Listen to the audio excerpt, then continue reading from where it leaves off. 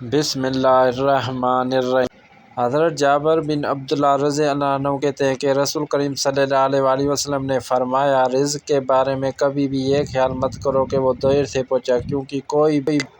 بندہ اس وقت تک نہیں مرے گا جب تک وہ اپنے رزق کا آخری لقمہ نہ کھا لے، اس لیے مانگنے میں اچھا طریقہ اختیار کرو، حلال و حرام چھوڑ دو۔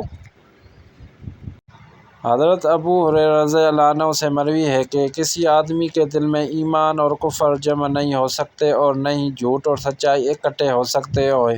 اور نہ ہی خیانت اور امانت اکٹھے ہو سکتے ہیں۔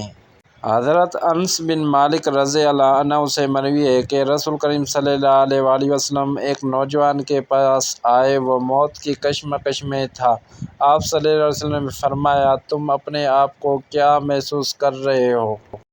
اس نے کہا، اے اللہ کے رسول، میں اللہ تعالیٰ سے رحمت کی امید رکھتا ہوں اور اپنے گناہوں سے بھی ڈرتا ہوں۔